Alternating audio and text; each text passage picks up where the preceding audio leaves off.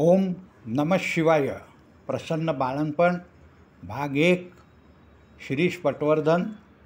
सविनय सादर 2 मे 2024.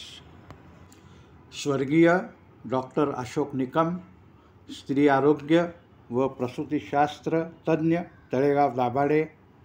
स्वर्गीय डॉक्टर सिंधुताई परांजपे व अनेक अशा गुरुवर्यांनी मला घडवले आणि त्यांच्यामुळे प्रसन्न बाळंपण ही व्हिडिओ आणि त्याबाबत मोफत मार्गदर्शन, निःशुल्क मार्गदर्शन करण्याची इच्छा झाली.